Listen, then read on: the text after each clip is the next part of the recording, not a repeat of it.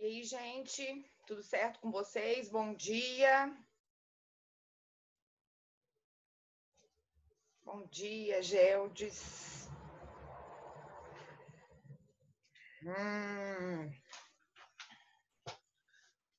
Eu ia mandar o link porque vocês não estavam conseguindo acessar no grupo.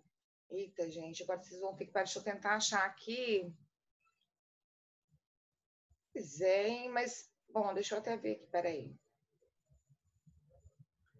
Ah, não, hoje é quarta. Peraí que eu vou ter que mandar... Como essa reunião é uma reunião recorrente, o link vai ser sempre o mesmo. Mas espera aí, deixa eu achar aqui. Vou mandar até pelo celular para ser mais fácil. Agora eu tenho que achar o meu. Peraí.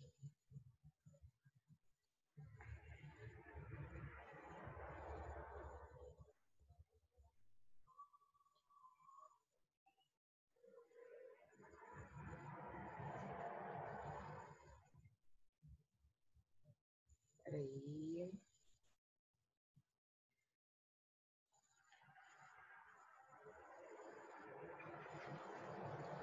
Aqui, deixa eu ver.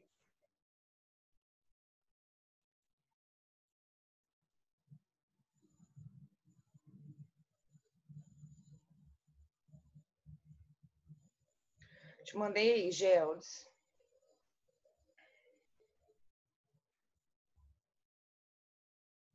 É de quarta-feira. Como a reunião está marcada e como reunião recorrente, aí o pessoal sempre vai conseguir acessar. Deixa eu esperar.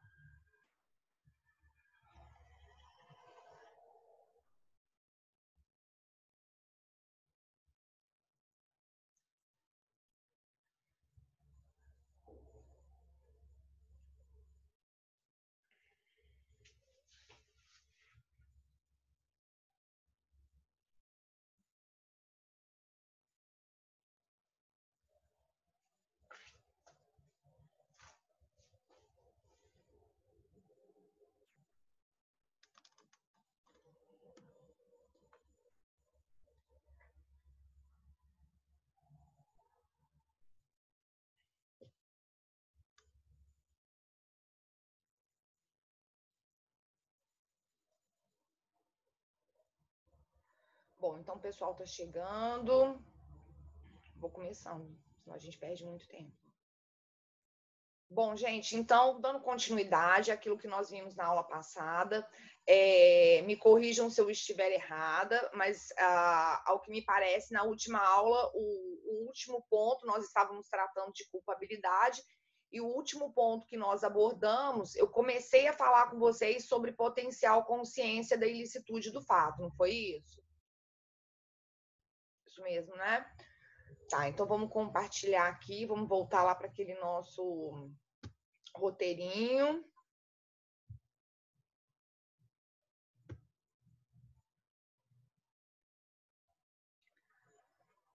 Vamos lá.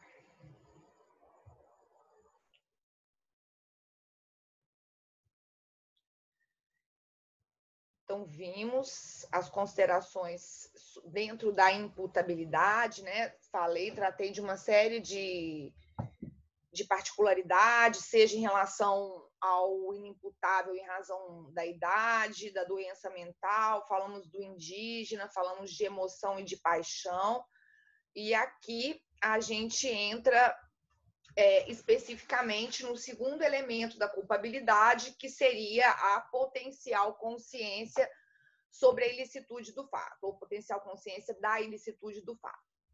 Então, observem que para que esse juízo de reprovação, para que esse juízo de censura, que é a culpabilidade, ele realmente se faça presente, eu preciso reunir exatamente os três elementos, quais sejam a imputabilidade, eu preciso de um agente que seja imputável, e eu preciso que esse agente imputável, ele tenha a potencial consciência sobre a ilicitude do fato. Quer dizer, como eu coloquei aqui para vocês, é preciso que esse sujeito ele possua a consciência da ilicitude do fato, ou que pelo menos ele tenha a possibilidade de conhecê-la.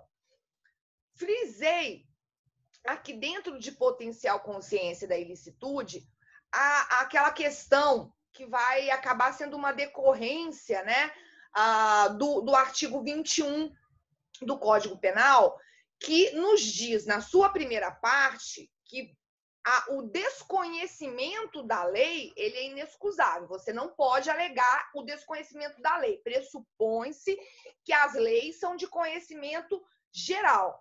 Agora, na própria segunda parte do artigo 21, nós temos aí a figura do erro de proibição. Quando eu tenho erro de proibição, quer dizer, o sujeito ele realmente desconhece a ilicitude do fato. Então, são dois pontos diferentes. Lógico que isso é muito mais teórico, mas observem, o desconhecimento da lei, alegar o desconhecimento da lei não é possível. É o que se deflui da leitura do 21, primeira parte. Agora, o próprio artigo 21, na sua segunda parte, ele vai falar que o sujeito pode estar agindo com desconhecimento da ilicitude do fato. E se o sujeito age com desconhecimento da ilicitude do fato, ele está agindo em erro de proibição, tá? Então, a consequência do erro de proibição, que foi até o que a gente viu lá atrás, por exemplo, quando nós estudamos as discriminantes putativas, o erro de proibição, ele vai fazer... O que é o pessoal entrando aqui? Deixa eu ver se é alguma coisa importante. Ah, tá. É só bom dia. Bom dia, Érica. Vejam só. O erro sobre a ilicitude do fato, quando o sujeito tem um desconhecimento sobre a ilicitude do fato, ele está agindo em erro de proibição, que é o que aparece na segunda parte do artigo 21 do Código Penal. E aí eu vim dizendo para vocês, né, que é inclusive a consequência do erro de proibição, se ele se omite, no caso de uma conduta omissiva, ou se ele atua sem essa consequência, eu vou ter o erro de proibição, que nós sabemos pode ser evitável ou inevitável. Se esse erro de proibição for um erro inevitável, eu afasto a potencial consciência da ilicitude e, por consequência, eu vou afastar a culpabilidade, tá? Então, o sujeito que age em erro de proibição inevitável, ele não pratica crime. Ele praticou fato típico, ilícito, mas o fato não é culpável porque ele não tem a potencial consciência sobre a ilicitude do fato. Agora, se o erro for evitável, aí nós já sabemos que ele pode ter uma diminuição da pena, certo? Eu só fiz essa observação, eu não me recordo se eu havia falado sobre isso com vocês na nossa última aula, quando eu coloquei aqui, está até nessa parte entre parênteses, que eu falo da valoração paralela na esfera do profano, acho que eu tinha mencionado isso para vocês, né? O sagrado, quando a gente tem esse dualismo, o sagrado e o profano, o sagrado seria o correspondente à lei. Olha, o conhecimento da lei todo mundo tem que ter, pressupõe-se. Você não precisa ser jurista, você não precisa ser advogado, você não precisa ser um conhecedor específico do direito para que se pressuponha que você conhece a lei. Agora, o que é que pode acontecer no caso concreto? O que pode acontecer no caso concreto é o sujeito desconhecer a ilicitude do fato, que foi até aquele exemplo, por exemplo, ou foi aquele caso que eu tratei, né, ilustrativamente com vocês do matuto. Lembra do matuto? O matuto não pode alegar que ele não conhece a lei.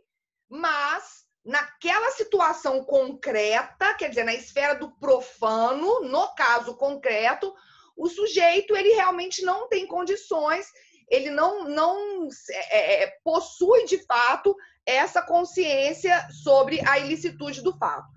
Portanto, dentro de potencial consciência da ilicitude do fato, o que é muito importante realmente para que nós observemos é exatamente essa questão atinente ao fato de que, quando eu tenho o erro de proibição, cuja consequência máxima é o afastamento da culpabilidade, será exatamente dentro desse elemento da culpabilidade que nós conseguiremos afastá-la. tá? Ah, configurou-se o erro de proibição. Configurou-se o erro de proibição inevitável. O sujeito vai ficar isento de pena, né? Que é a expressão que o código utiliza para tratar das situações em que se afasta a culpabilidade. Embora tenham aí um pouco de cuidado, porque às vezes o código, embora na grande maioria das situações o código use essa expressão isento de pena para afastar a culpabilidade, há algumas outras situações reduzidas, mas em que o código cometeu aí um certo equívoco e falou de isenção de pena para excluir ilicitude, por exemplo. Mas aqui, nesse caso, erro de proibição, que fique claro. Deixa eu ver o que o pessoal está falando aí. Tá ok o áudio, gente? Ah, tá. É só bom dia mesmo. Então tá bom. Bom dia, gente. Então, realmente prestem atenção a isso, nesse ponto, nesse detalhe, porque é exatamente dentro do âmbito da potencial consciência sobre a ilicitude do fato que nós vamos conseguir, portanto, falar desse afastamento da culpabilidade. Seguindo, então, o nosso terceiro e último elemento da culpabilidade é aquilo que nós chamamos de exigibilidade de conduta diversa, tá?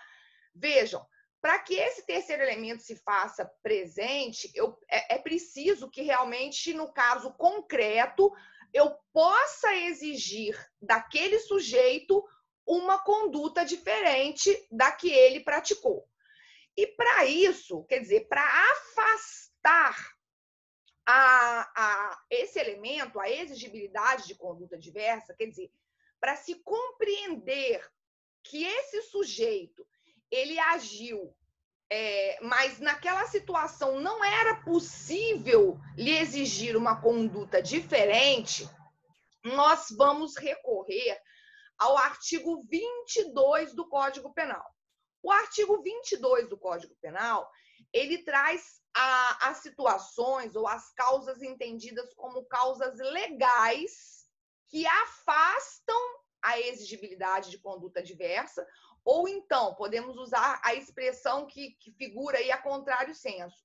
O artigo 22, ele traz situações nas quais nós podemos apurar a inexigibilidade de conduta diversa, tá?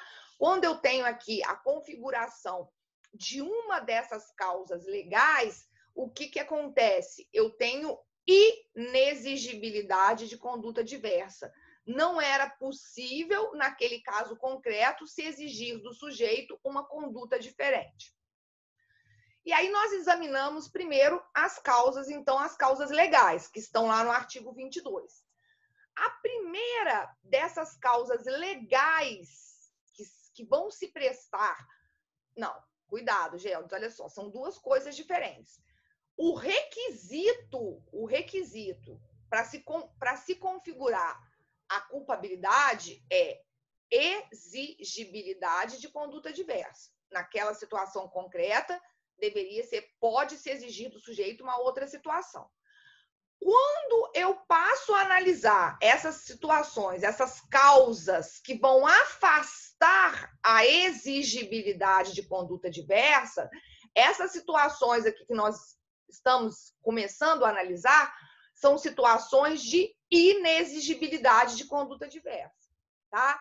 Entendeu? É a mesma coisa que a gente viu quando a gente estudou qual que é o primeiro requisito que a gente tratou aqui da culpabilidade? A imputabilidade. Quais são as situações que vão afastar a imputabilidade? As situações de inimputabilidade, tá? É isso, é só essa sutileza mesmo de terminologia, tá? Aqui, quer dizer, o que eu preciso? Qual que é esse terceiro elemento que deve se fazer presente para a configuração da culpabilidade? A exigibilidade. E quando é que eu vou conseguir afastá-la? Quando eu tiver uma situação, uma causa de inexigibilidade de conduta diversa. Bom, a primeira causa a qual eu me referi, ou causas, primeiro estamos examinando aqui as situações ditas, chamadas de causas legais. Vejam só, fiz menção ao artigo 22, a gente tem a figura da chamada coação moral irresistível. Imagine, um sujeito, ele praticou um fato típico, um fato ilícito, Só que agora, quando nós entramos na seara da culpabilidade, pode ser que dentro da culpabilidade eu consiga afastá-la em razão exatamente de se configurar uma dessas situações, quer dizer, situações de inexigibilidade de conduta diversa. Primeira situação é a chamada coação moral irresistível.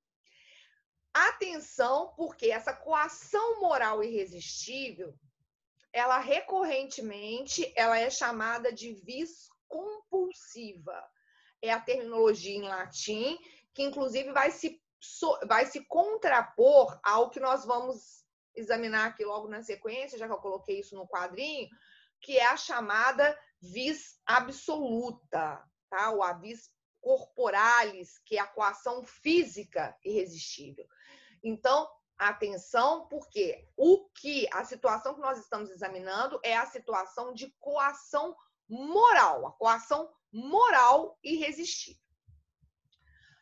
Vejam, então, quando eu tenho uma situação de coação moral irresistível, e há um exemplo clássico que eu já vou lhes apresentar de uma vez, porque isso faz a gente conseguir enxergar a situação de uma maneira realmente mais concreta.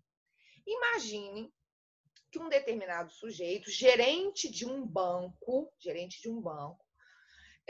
esse sujeito, ele está mantido, o banco é invadido por criminosos, vamos imaginar, o banco é invadido por criminosos, e esse sujeito, ele está lá dentro desse banco e ele tem acesso, né, à senha ou à chave ou qualquer coisa de um cofre onde são guardados os valores daquela instituição bancária.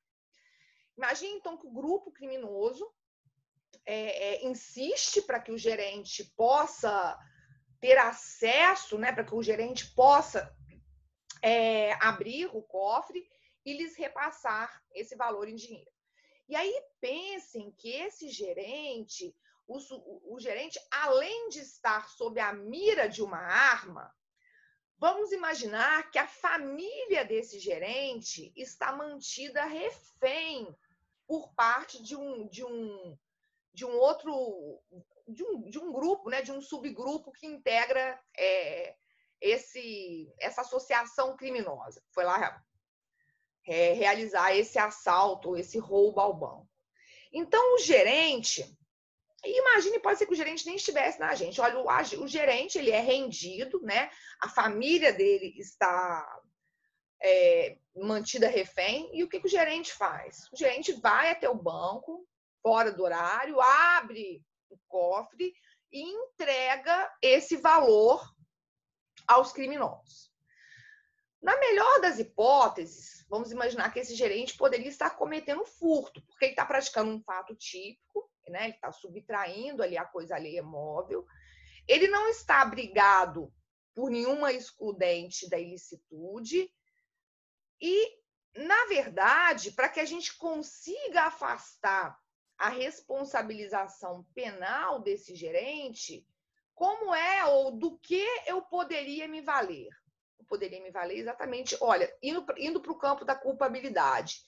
Ele é imputável, ele tem consciência da ilicitude do fato, só que vejam bem, naquela situação, o gerente, seria exigível dele uma outra conduta?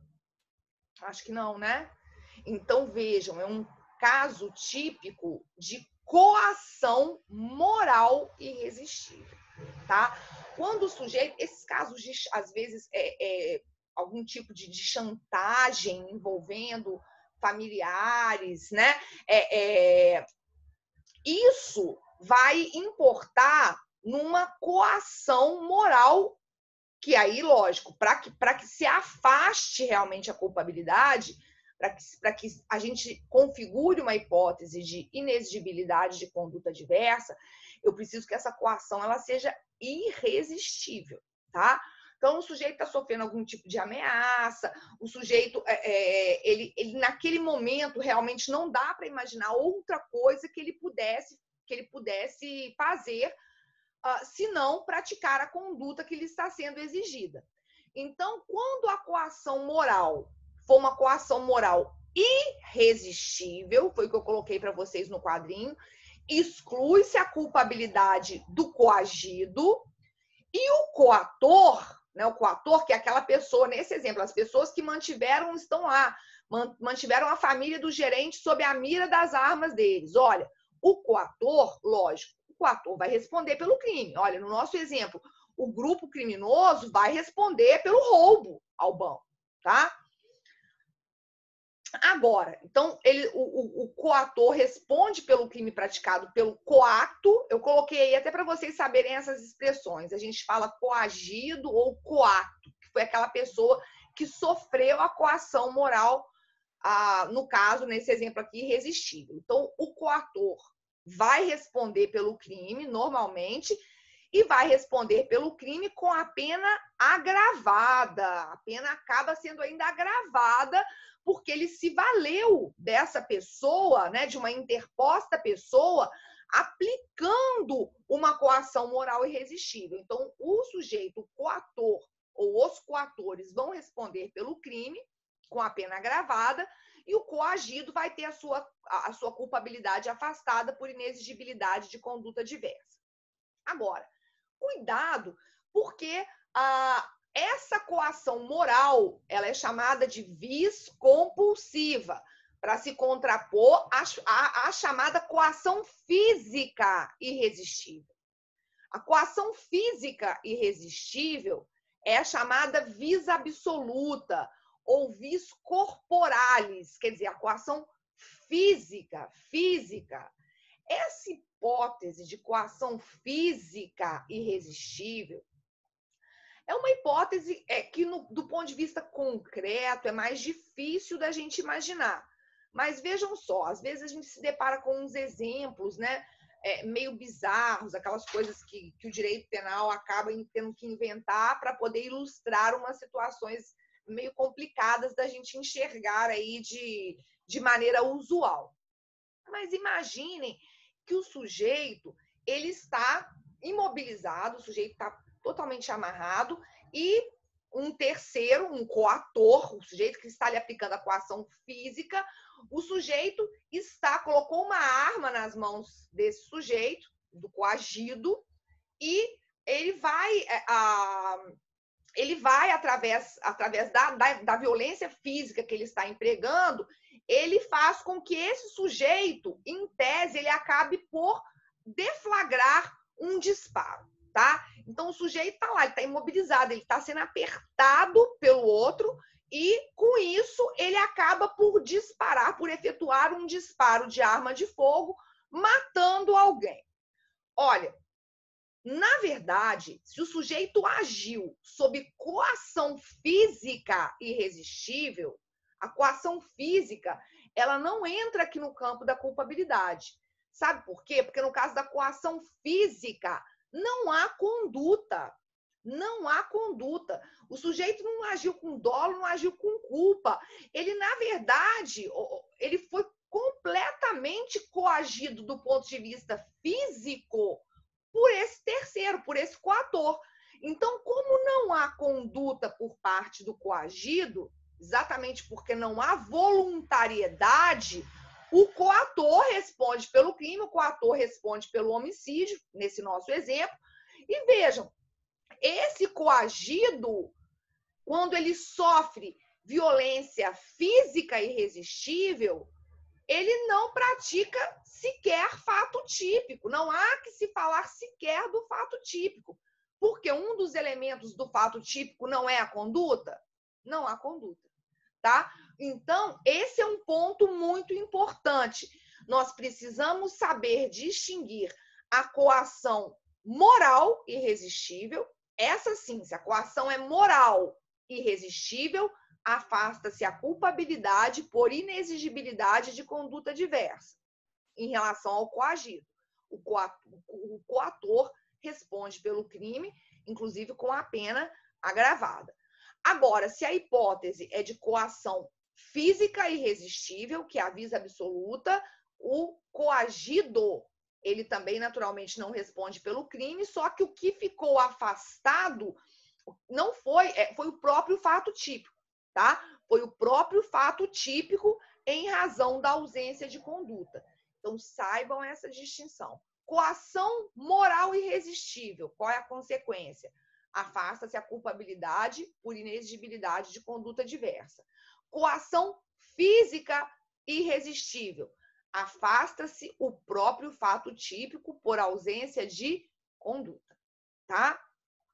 E aí eu vim falando para vocês, meu papel caiu, eu vim falando para vocês da coação resistível. E se eu tiver uma coação resistível? O sujeito, às vezes, de repente, sofreu algum tipo de ameaça, mas era possível resistir a essa coação. Bom, no caso da coação resistível, ambos vão responder pelo crime, tá? O coator e o coagido vão responder pelo crime.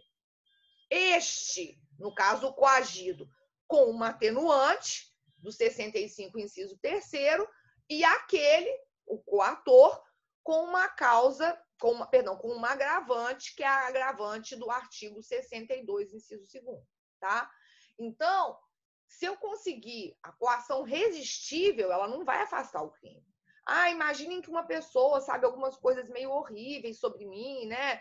Aí a pessoa fala comigo, olha, se você não praticar esse crime junto comigo, se você não me auxiliar na prática desse crime, eu vou contar para todo mundo que você, sei lá, faz algum tipo de ameaça, tá? Bom, seria uma coação resistível. Vamos imaginar, eu vou contar para todo mundo que você é adúltero, tá? Fala com o sujeito, vou contar que você é adúltero, que eu sei todos os casos extraconjugais que você possui. E aí o sujeito fica com medo, né? E fala, não, então tá, vou te ajudar a praticar o crime. Olha, é uma coação resistível, tá? É uma coação resistível. Então, o sujeito que vem a praticar esse crime, ele foi coagido de alguma maneira? Ele foi coagido de alguma maneira. Mas a coação dele é uma coação resistível. Então, não vai afastar o crime, não. Tá certo? Então, essa é a primeira situação em que nós podemos ter aí o afastamento, portanto, da culpabilidade por inexigibilidade de conduta diversa, a situação da coação moral irresistível. E aí a gente entra na figura da chamada obediência hierárquica. O que é essa figura da obediência hierárquica? Bom, quando a gente fala da obediência hierárquica,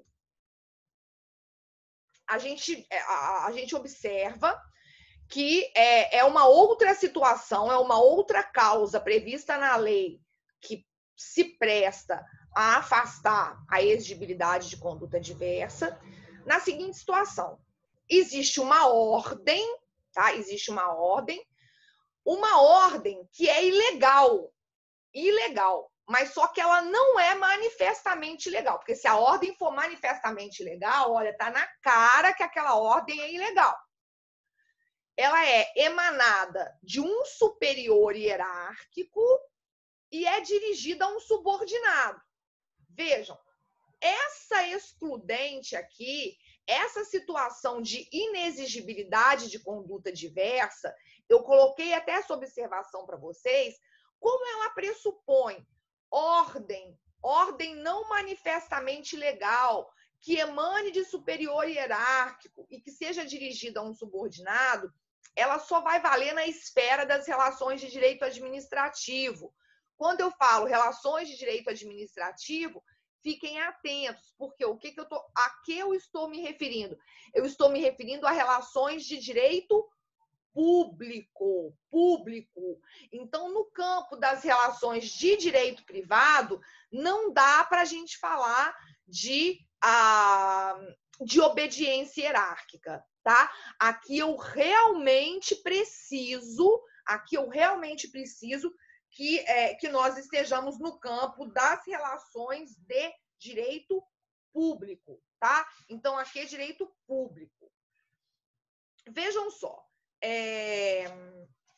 Depois tem até algumas questõezinhas aqui que valem a pena ser examinadas, algumas questões até de prova que eu selecionei para que a gente possa tratar. Mas vamos lá. Então, vejam o seguinte. Suponhamos, ou nós precisamos, para a configuração da obediência hierárquica, que essa ordem seja uma ordem não manifestamente legal, tá? Olha, imagine. Então, vamos imaginar que dentro do âmbito de uma relação de direito administrativo, suponhamos que um delegado de polícia,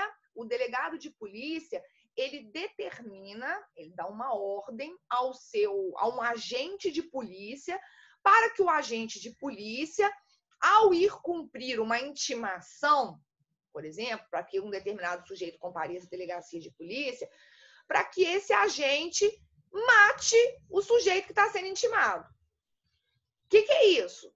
É uma ordem manifestamente legal. Se esse agente cumpre essa ordem, vejam bem, se esse agente cumpre essa ordem, e aí? O agente vai agiu em inexigibilidade de conduta diversa? Claro que não, tá? Claro que não. É uma ordem manifestamente legal. Então, essa daí o sujeito já deve pressupor, nas coisas caem, que não pode ser cumprida, tá? A ordem aqui, a situação aqui é uma situação que gera no sujeito, a ordem, ela aparentemente, o sujeito não consegue detectar que aquela ordem é uma ordem ilegal. Lógico, se a ordem é uma ordem legal, não há crime. Não há crime por quê? Porque fica excluída a tipicidade pelo estrito cumprimento do dever legal. Olha só, olha a sutileza. Se essa ordem é uma ordem perfeitamente legal, pensem naquele exemplo lá do oficial de justiça. O oficial de justiça, ele vai cumprir um mandado e, ao cumprir aquele mandado de busca e apreensão, ele precisa entrar na casa do sujeito, tá? Olha, é uma ordem legal. E aí, por que esse oficial de justiça não responderia pela violação de domicílio? Porque ele está no estrito cumprimento do dever legal. Primeira situação. Segunda situação, se a ordem é manifestamente legal, o juiz de direito, no cumprimento do mandado de busca e apreensão, o juiz de direito vai e fala, olha, você cumpre o mandato, aproveita e mata o sujeito. Aí é uma ordem manifestamente legal. Se essa ordem é manifestamente legal, caso o oficial de justiça vá lá e mate o sujeito, lógico, o oficial de justiça vai responder por isso, né? Tanto o oficial de justiça quanto o juiz. Agora, a ordem aqui a que eu me refiro é uma ordem não manifestamente legal, tá? A ordem, ela parece, numa primeira análise, ela parece que tá ok. Então, nesse caso, se eu tenho o cumprimento de uma ordem que é ilegal, no fundo ela é ilegal, mas ela não é manifestamente legal, o subordinado que cumpre essa ordem, ele praticou um fato típico, ele praticou um fato ilícito, mas ele será isento de pena. Eu já falei, quando a gente fala isento de pena, significa que ele terá a sua culpabilidade afastada, e quem responderá pelo crime, nesse caso, quem responde pelo crime é quem vai responder pelo crime é o sujeito, o superior hierárquico, tá? E aí tem um exemplozinho, por exemplo, para a gente conseguir vislumbrar uma situação de uma ordem não manifestamente legal. Olha, vamos imaginar que, diante de um determinado caso concreto, imaginem que numa audiência o oficial de justiça está ali presente e aí o promotor de justiça e o juiz têm um desentendimento e, naquele momento, o juiz dá voz de prisão em flagrante ao promotor e determina que aquele oficial de justiça ele efetue a prisão. Pode ser oficial de justiça, ou pode ser, de repente, um policial que estivesse...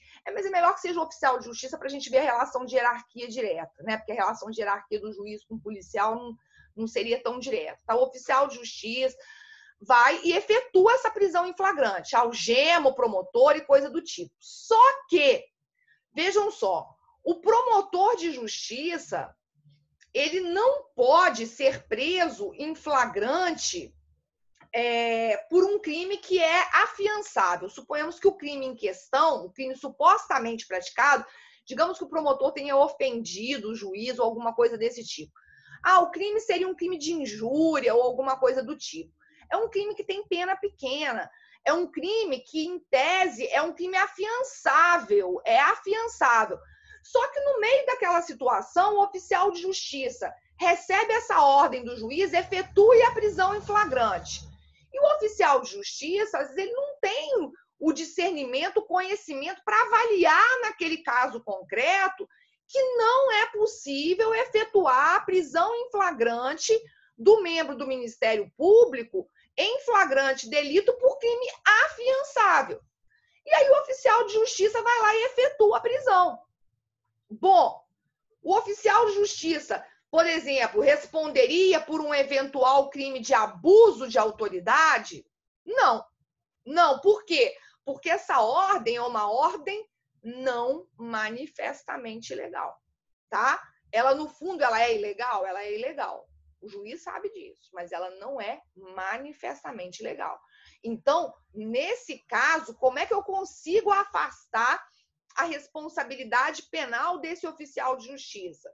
Olha, o fato é típico, né, o abuso de autoridade, o fato é ilícito, não tem nenhum excludente da ilicitude, mas eu consigo afastar a responsabilidade penal dele. De que maneira? Eu consigo afastar por inexigibilidade de conduta diversa. Por quê? Porque nesse caso, o sujeito realmente, a ordem era uma ordem não manifestamente ilegal e o sujeito a cumpriu. A ordem emanada do superior hierárquico, ele cumpriu aquela ordem e as coisas assim ficaram. Então, eu consigo afastar a responsabilidade penal dele nessa situação, tá? Depois eu vou até colocar aqui também para vocês algumas... Vamos ver se a gente passa até uns exercícios, né? Alguma coisinha assim, para que isso possa ficar melhor fixado. Bom, então, nós temos na lei, tanto por isso que eu chamei de causas legais. Na lei, nós temos duas situações que vão afastar, ou que podem afastar, a culpabilidade por inexigibilidade de conduta diversa, que são a coação moral irresistível e a obediência hierárquica. Com todas essas peculiaridades que eu lhes destaquei.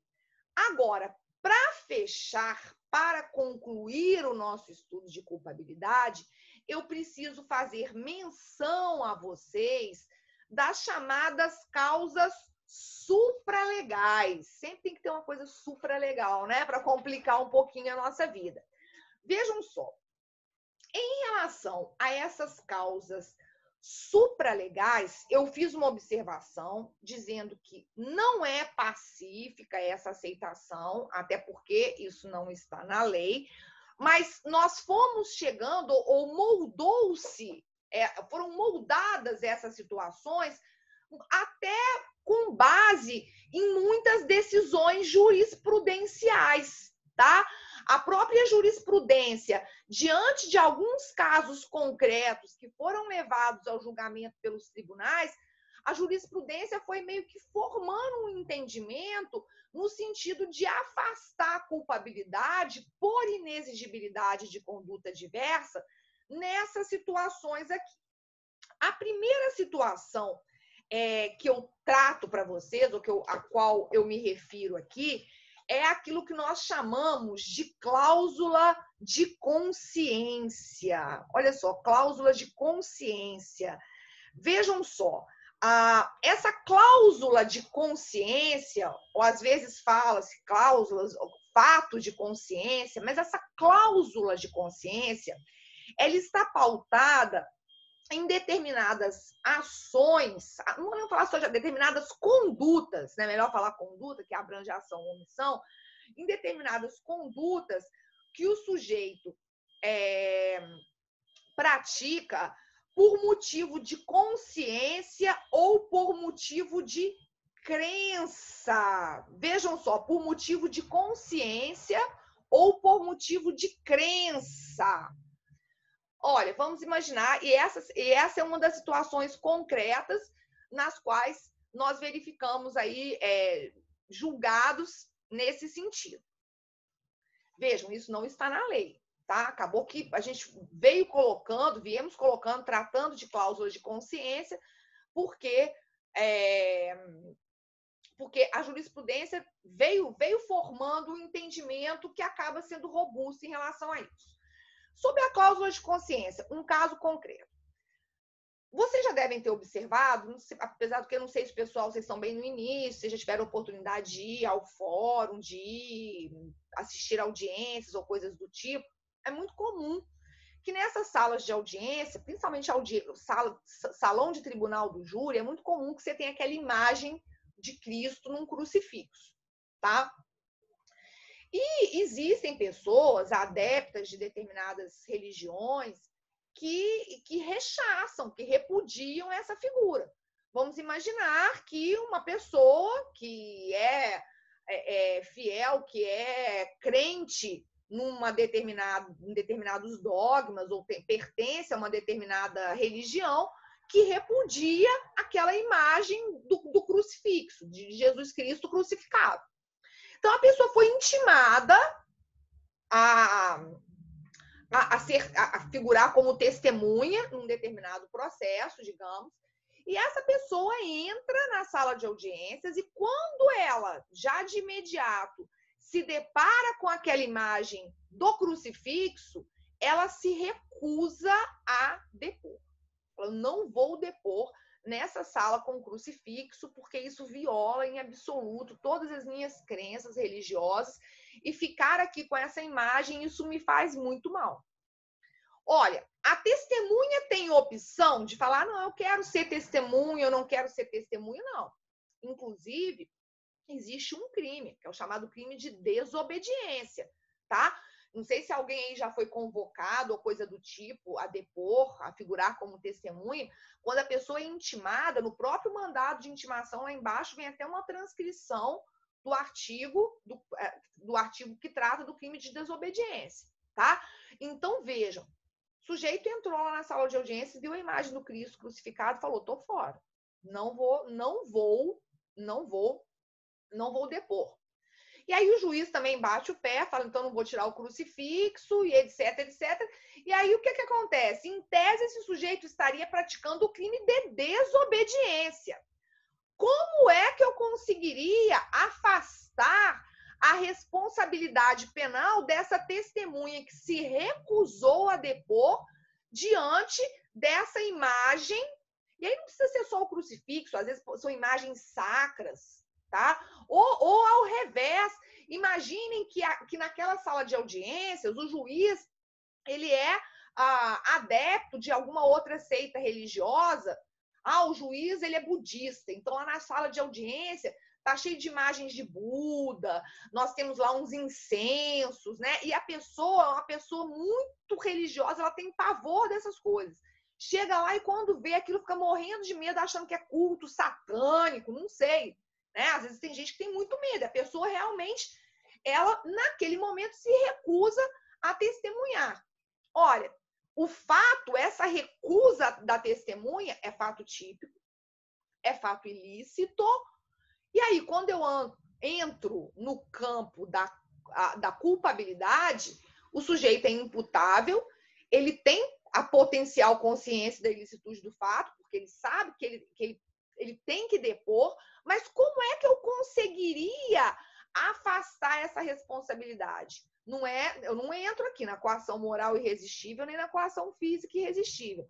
Vejam, nesse caso, vem se admitindo o afastamento da responsabilidade penal, dizendo que seria uma situação de inexigibilidade de conduta diversa. Tá? Então, essa chamada cláusula de consciência é uma causa supralegal, realmente isso não está na lei, mas entende-se que nós poderíamos sim, esse sujeito ele ficaria isento de pena exatamente Por quê? Porque por motivo de consciência ou por motivo de crença, ele acaba praticando um injusto penal, fato típico e ilícito, mas lógico, desde que não ofenda direitos fundamentais. Sempre faz essa ressalva. Dá para alegar a cláusula de consciência desde que isso não viole direitos fundamentais, tá? Então, nós temos essa situação na qual nós poderíamos vislumbrar, e já houve sim julgados nesse sentido, que o sujeito ele deixou de ser responsabilizado penalmente exatamente por motivo de crença ou por motivo de consciência, é a chamada cláusula de consciência. Uma segunda situação também que não está prevista na lei, por isso eu vim falando que é causa supralegal, é a situação da chamada desobediência civil. O que é a desobediência civil? Olha, a desobediência civil, então, como desobediência civil, vejam só, o que vem se entendendo para que a gente possa ter uma situação de desobediência civil? Primeiro, eu tenho um fato, né? Um fato que objetiva, na verdade, a ideia é a seguinte: praticou-se um fato, e esse fato, pelo menos em tese, ele objetiva, ele pretende promover algum tipo de mudança no ordenamento jurídico. Tá? A ideia é que esse fato ele é praticado para promover algum tipo de mudança no nosso ordenamento jurídico. Então, é um fato que busca consagrar no ordenamento jurídico algum tipo de inovação, que realmente é necessária.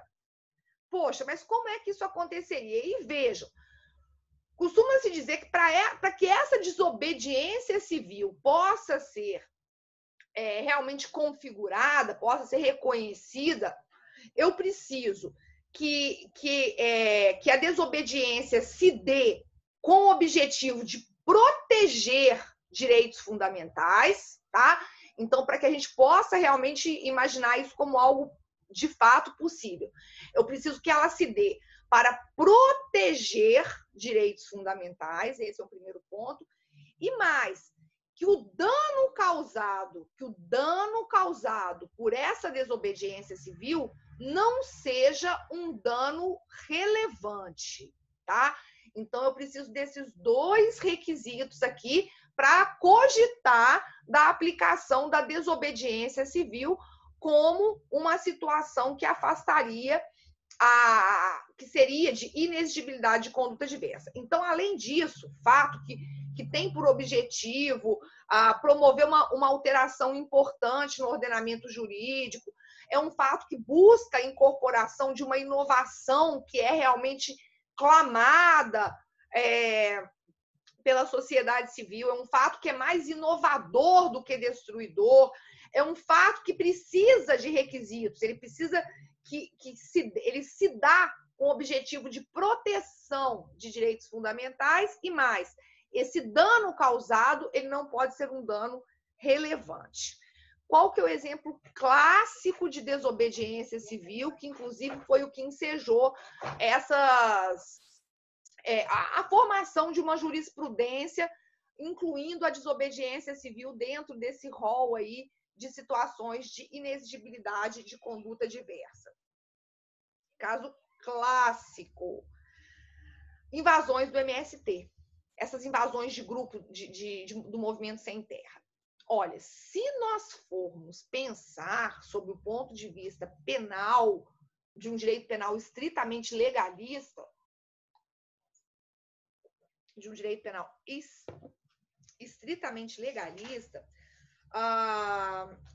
nós nos depararíamos com a seguinte situação.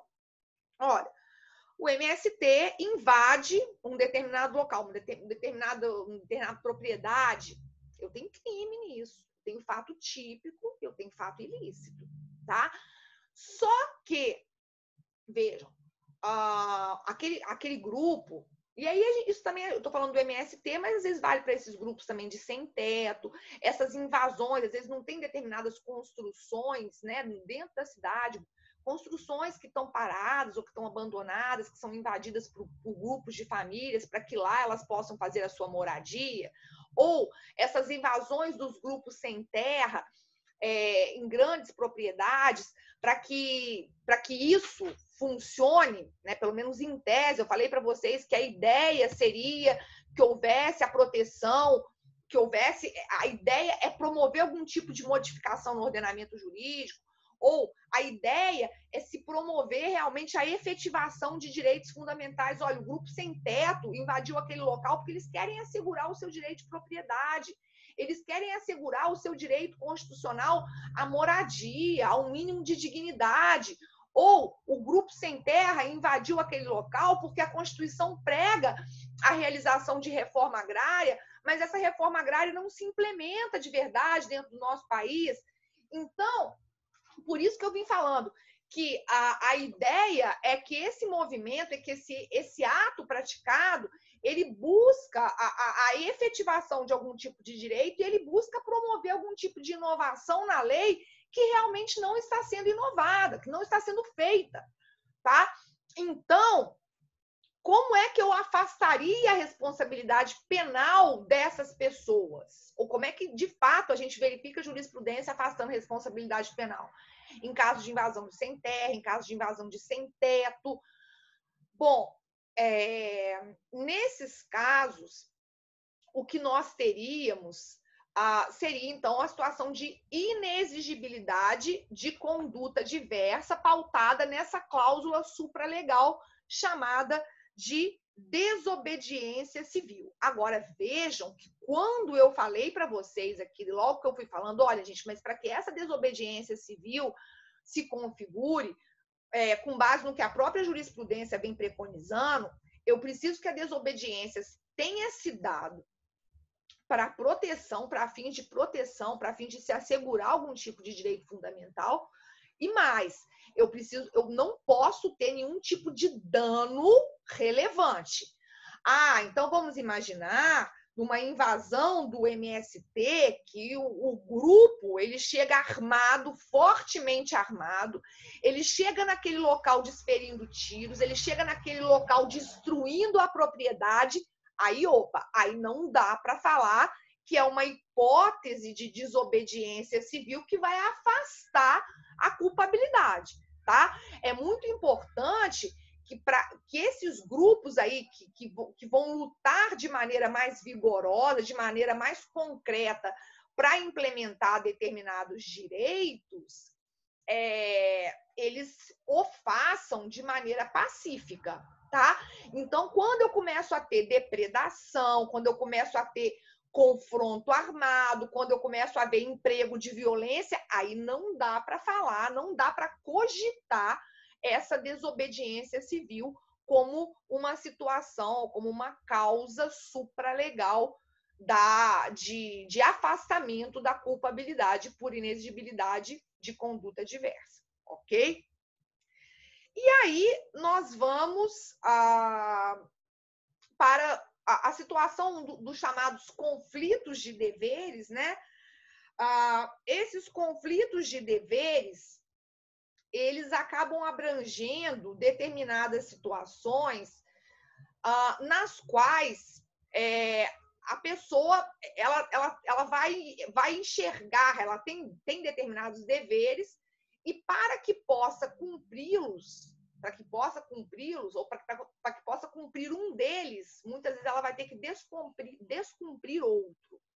Vamos pensar outro exemplo também corriqueiro e exemplo que a gente acaba extraindo da jurisprudência.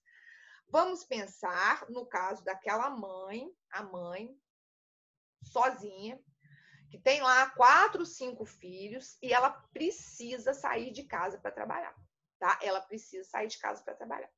Ela tem o dever, como mãe, de prover o sustento dos seus filhos, né? E aí, o que ela faz? Ela deixa o mais velho, de 8 anos, tomando conta dos outros 4. Vem uma escadinha. 6, 5, 4. Bom, E aí?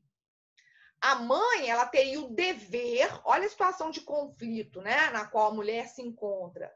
Ela tem o dever de prover, né, de alimentar, de fornecer aquele mínimo ali para que eles possam, para que essas crianças possam ter uma existência minimamente digna. E, por outro lado, ela também tem o dever, como mãe, de cuidar dessas crianças, de zelar pela integridade física dessas crianças, pela integridade psicológica, etc. Como é que essa mãe faz? Ela precisa sair para trabalhar, porque ela tem o dever de prover, ao mesmo tempo. Ela teria o dever de ficar em casa, ou contratar, ou ter alguma outra pessoa que pudesse olhar essas crianças, para que essas crianças possam ser cuidadas ali da melhor maneira possível. E aí a mãe sai para trabalhar, e o que acontece? São muitos casos que a gente frequentemente realmente se depara. E aí as crianças mexem com fogo, e isso acontece, a gente sabe. Mexem com fogo, às vezes não é nem porque a criança está fazendo levadeza, não. A criança mexe com fogo porque o de 8 anos vai cozinhar e deixar o almoço para os outros. E aí, vejam, numa situação dessas, acaba havendo um incêndio e as crianças morrem. Olha a situação. E aí, eu consigo imputar em tese, no mínimo, a gente pode imaginar alguma conduta culposa, né? Por parte dessa mãe, que a mãe teria sido negligente. Se acontece, não vamos pensar também no exemplo tão trágico, mas às vezes acontece alguma coisa com essas crianças. Porque elas estão sozinhas, né? Tem um maior de 8 anos que está tomando conta dos demais. Como é que a gente poderia imaginar o afastamento da responsabilidade penal? Bom, quando a gente examina, seja aí crime doloso, seja crime culposo, dependendo, vamos imaginar, às vezes a gente pode ter uma lesão, né? Ou até mesmo algum outro resultado. Vejam só, a mãe, ela pratica um fato típico, ela pratica um fato ilícito, porque não está abrigada por nenhum excludente. Agora, como é que nós vamos afastar essa eventual responsabilidade penal da mãe que realmente teve que sair de casa para trabalhar e deixou essas crianças sozinhas? O próprio fato de deixar as crianças sozinhas já configuraria crime lá pelo Estatuto da Criança e do Adolescente. Como é que eu afastaria, nesse caso concreto, essa responsabilidade penal dessa mãe? Olha, eu conseguiria imaginar uma situação, como muitas vezes a jurisprudência reconhece, de inexigibilidade de conduta diversa. Tá? Não porque a lei traga previsão, porque a lei não traz previsão. As únicas hipóteses realmente legais de afastamento da culpabilidade são essas duas, da coação moral e da obediência hierárquica. Mas essa é uma situação que vem sendo muitas vezes, lógico, tem que ser analisado no caso concreto, não é aquela mãe louca e irresponsável que saiu à noite para poder ir para uma noitada e deixou as crianças sozinhas, tá? Mas eu estou imaginando, a mulher saiu para trabalhar, ela precisa, ela não tem com quem contar. Ela está pensando nos próprios filhos. Então, nessas situações, a gente consegue, sim, vislumbrar uma situação de conflito de interesses na qual, lógico, sempre avaliação de caso concreto, nós teríamos afastada a sua culpabilidade por inexigibilidade de conduta diversa, tá? Então, essas são as situações, né? A gente pode encontrar outros casos. Aqui também, a gente às vezes encontra algumas outras situações de empresa, estou até lembrando disso, nessa situação de conflito de interesse. Às vezes, empresa, pessoa jurídica, né, que está passando por situação de grande dificuldade econômica, financeira, e, por exemplo, às vezes a empresa, para poder conseguir pagar, a empresa está pagando seus funcionários, mas está deixando de recolher contribuição previdenciária. É o que a empresa está conseguindo fazer para sobreviver.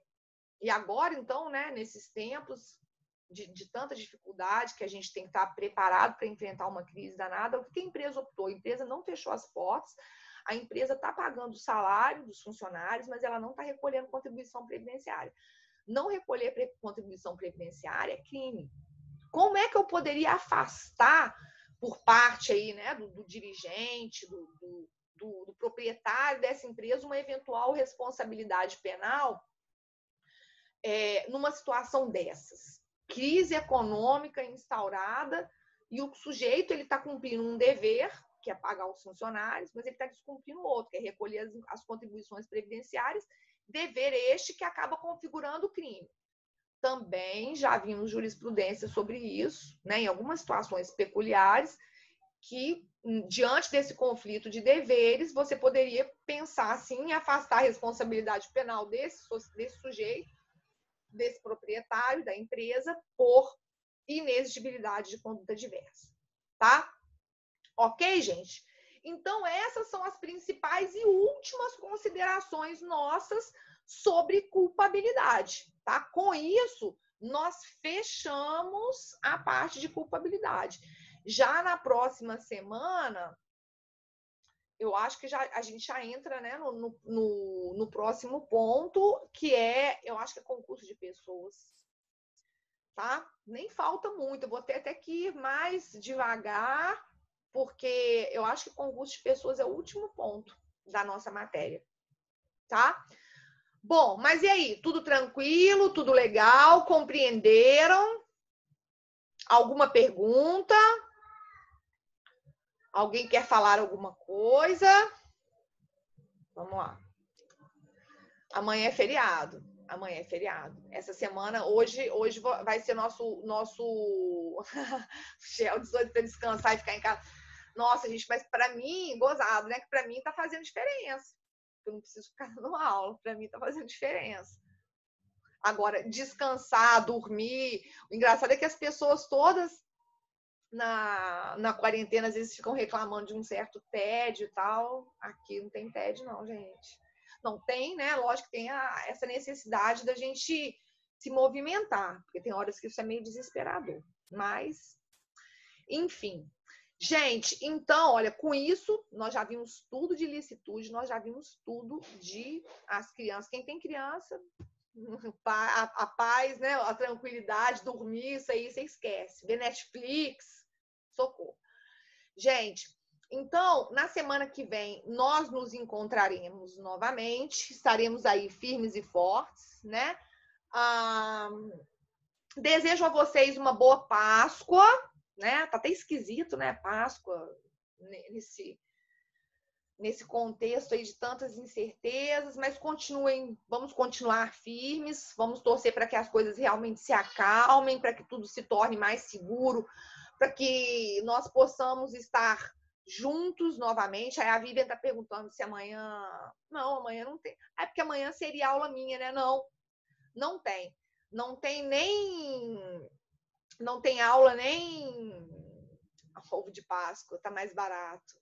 Poxa, pois é, né? Olha só, eu sei que tenho certeza que vocês estavam preparando uma grande surpresa, vocês vão me dar um ovo de Páscoa gigante, e aí a gente está longe, vocês não vão poder me entregar isso. Ó, aqui, olha. Então, gente, amanhã, porque de acordo com o próprio calendário institucional, não haveria aula, né? Nem na quinta, nem na sexta-feira. Então, tá muito barato mesmo. Eu comprei ovo de Páscoa, eu comprei para as meninas aqui, até já tem um tempinho que eu fiquei com medo de... E não achei que tá muito barato, não. Vocês estão achando que tá tão barato assim?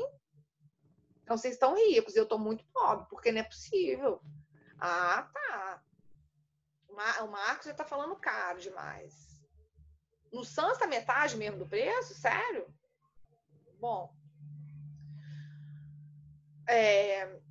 Gente, então, boa Páscoa para vocês, tá? Aproveitem aí da melhor maneira possível esses próximos dias, fiquem em paz, fiquem bem, vamos aproveitar para a gente repensar esse verdadeiro significado da Páscoa, para a gente se fortalecer, né, espiritualmente, porque é difícil. Ontem eu pensei que eu fosse dar uma surtada mesmo, mas hoje voltei mais ou menos ao normal. E é um dia de cada vez, né? Tá? Bom, então, bom descanso, fiquem aí com as pessoas que já estiverem perto de vocês, não saiam de casa.